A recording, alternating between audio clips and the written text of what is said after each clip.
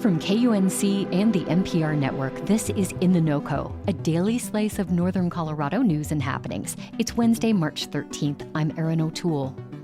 Author and activist St. Clair Detrick-Jules uses words and images to capture personal stories that celebrate and center Black liberation, the immigrant experience, and women's rights. We are the people who know our own stories best. We are the ones who have experienced every moment of our own lives. And so I think it's empowering for us to be able to share. And I also think it's empowering to hear people from other marginalized groups share their stories. On Thursday at CU Boulder's Art Museum, she discusses her book, My Beautiful Black Hair, 101 Natural Hair Stories.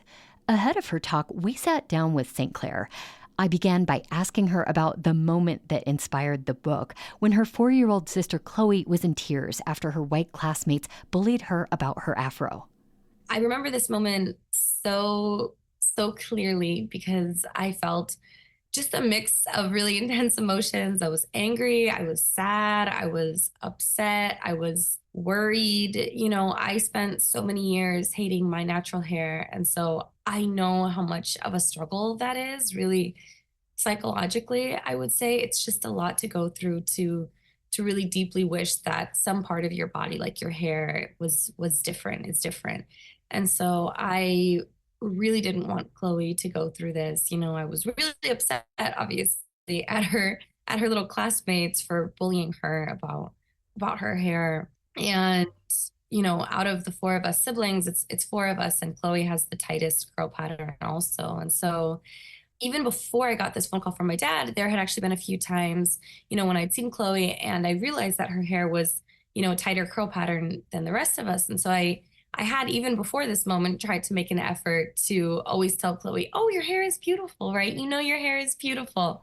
Yeah. But it wasn't until this moment when she told my dad and my stepmom she didn't want to go to school anymore because of her afro. You know, that was the moment that I realized, okay, I have to do something to show her that her hair is beautiful. Yeah. And I mean, I guess one of the ways that you are communicating this is through photography and storytelling. You photographed and interviewed 101 Black women with natural hair for your book.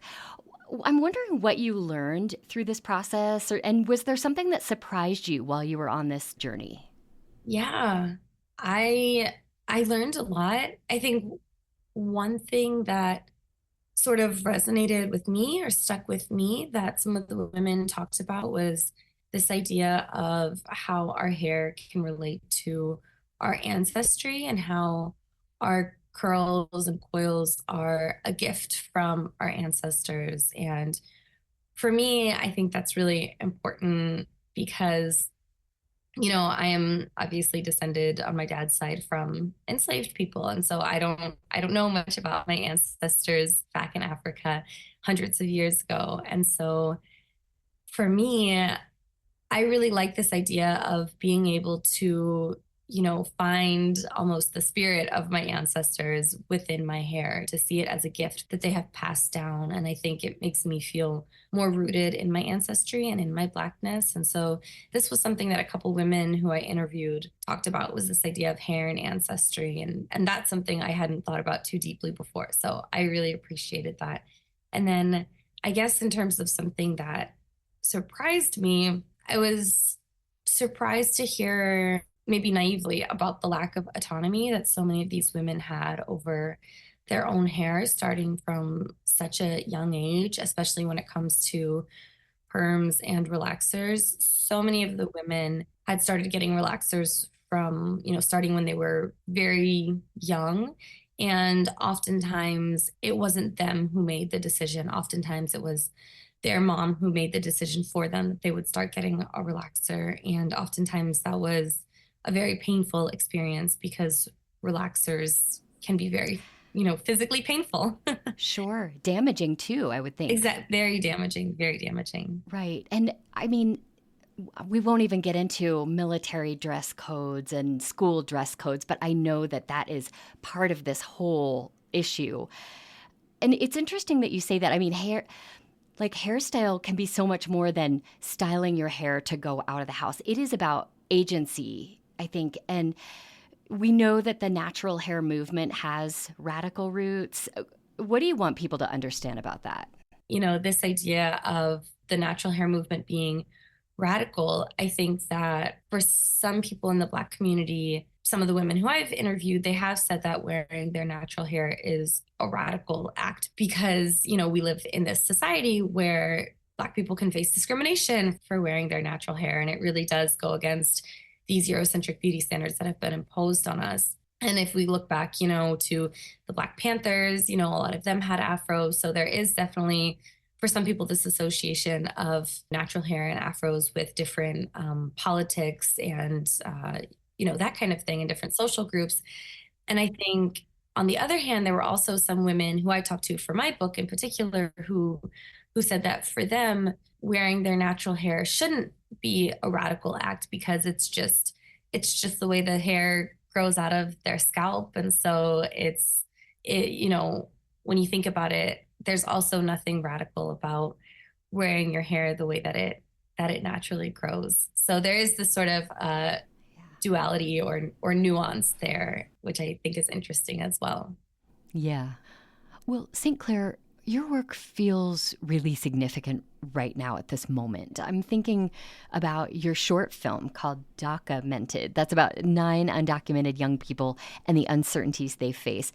What are you thinking about or working on right now that speaks to this moment and the inequities in America?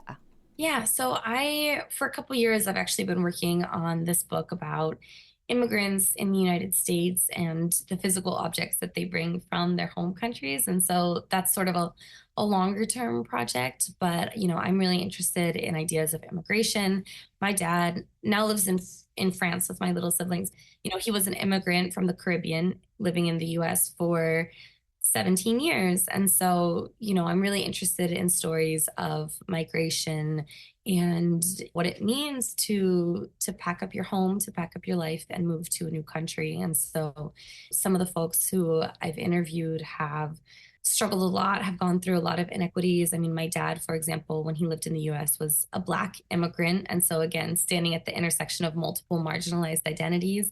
I've also been talking to people who struggle with documentation status and, just the extremely difficult to navigate legal system in the US when it comes to trying to find a way to get a green card.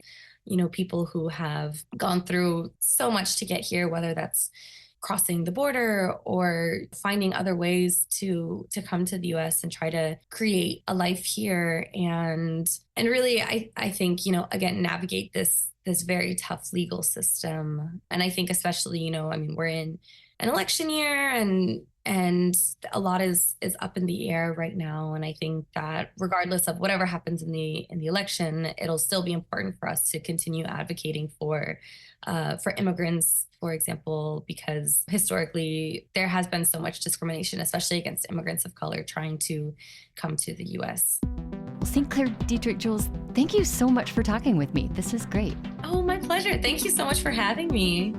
You'll find more information about her visit to the CU Art Museum in our show notes and at kunc.org.